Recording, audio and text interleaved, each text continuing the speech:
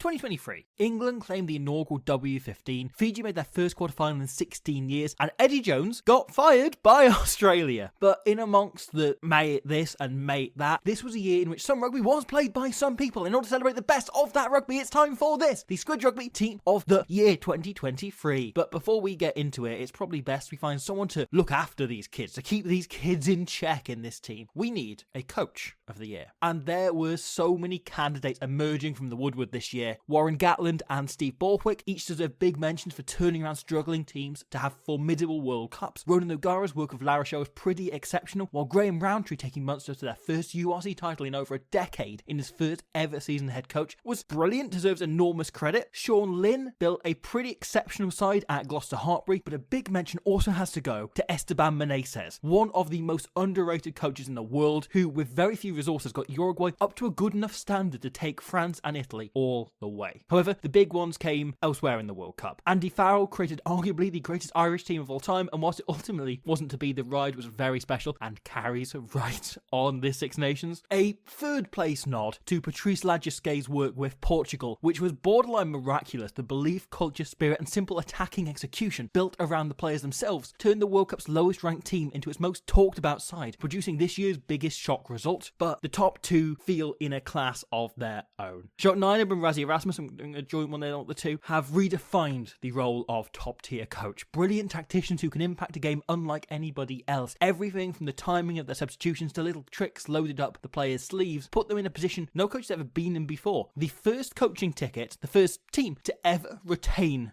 the Rugby World Cup, but beating them was someone very special. When Simon Raiwalui took the reins with Fiji, he'd never previously been a head coach of a professional team, and yet a lifetime bouncing between just about every other job in the sport set him up extremely well. Raiwalui turned his native beloved Fiji from fun, frolicking entertainers to a team to be properly feared by all comers. Their first win over England ever. Their first win over Australia since the 1950s, and one dropped pass away from beating Wales as well. So close to a hat-trick of Tier 1 wins, which normally are 5 or 6 years apart for Fiji. All in a year where they made their first quarter-final since 2007, just their third ever, and man did they give it a good go. England requiring a late Owen Farrell drop goal to see them home. Raiwalui's compassion, confidence and tactical acumen created a dreamland miracle year for Fiji, but his character presence and knack for calling Piers Morgan and Bellend on Twitter made the rugby world fall in love with him even harder throughout the course of 2023. He now leaves Fiji in arguably the best shape they've ever been in, and as our coach of the year. Really sorry to Razzie and Shark, they would deserve it. Anyway, time for Raiwalui's old position, his old stomping ground, the boiler room itself, the boiler house. It's time for the best second rows of 2023.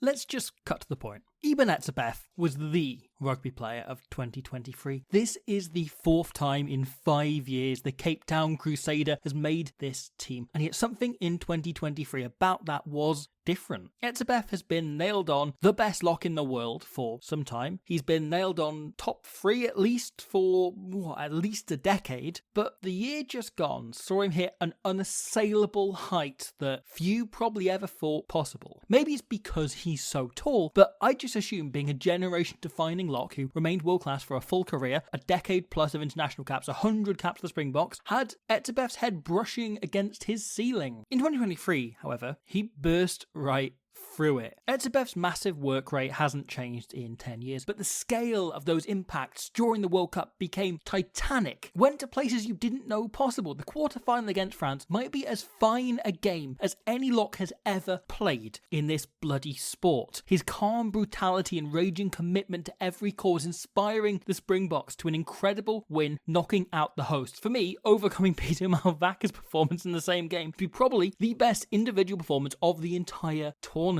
It began with an inspired try-saving, game-saving motion and ended with what proved to be the winning score. And he kept those levels just as high game after game. Sheer force of will, sheer bloody-mindedness, sheer aggression and passion, achieving a standard of second-row exceptionalism possibly never previously ever seen. I can't overstate just how good Eben Etzebeth was all year, but particularly in those 7 games across the World Cup. Throw in some bonus cheek for the Sharks decide to night and day worse without. You can't overstate how much worse they look without him, and you've got an incredibly well-rounded year, and one that makes you wonder, this has to be as good as it gets. Surely he can't get any better next year, can he?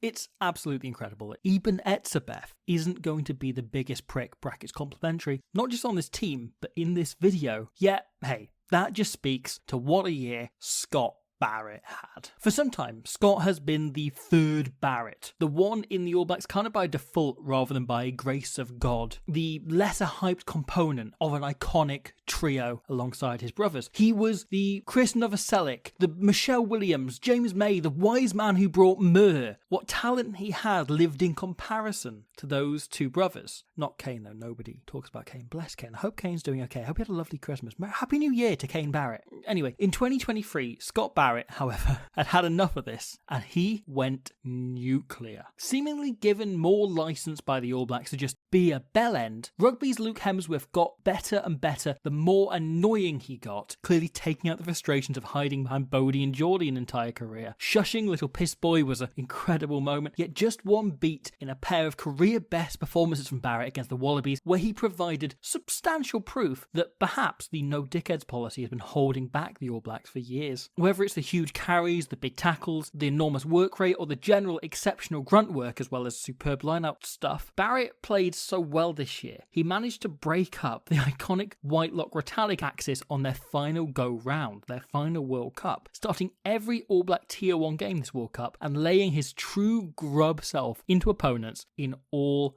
7 matches. In 2023, there was nobody more annoying to play against in rugby union than Scott Barrett, an utter bastard who was only ever not in your face when he was in your ear.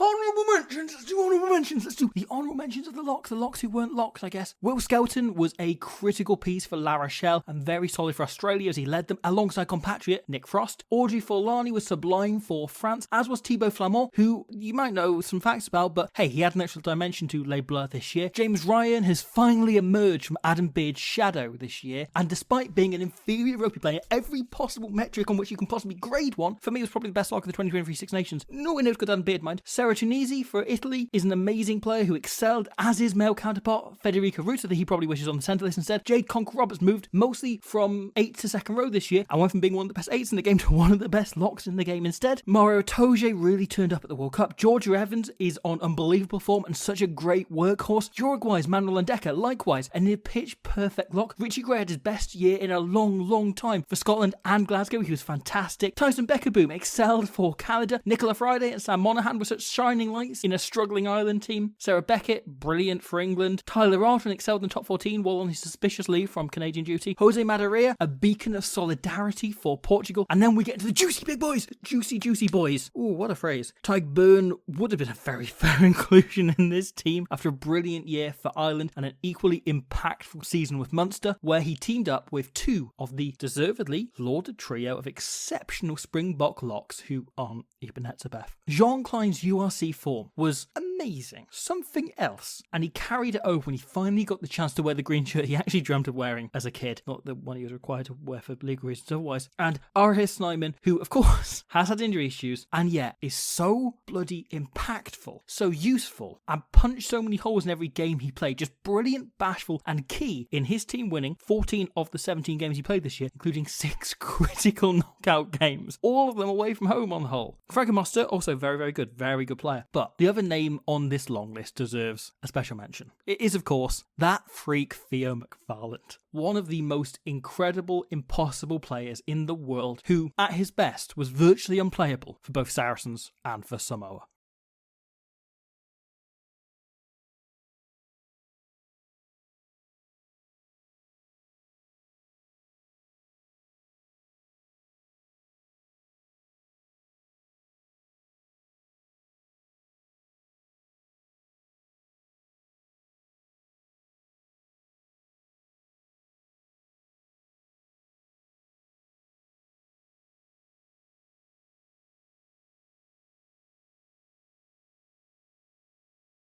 Tinha uma bola oval, tinha alguém tacleando, tinha alguém ali formando o scrum, e isso é muito gostoso.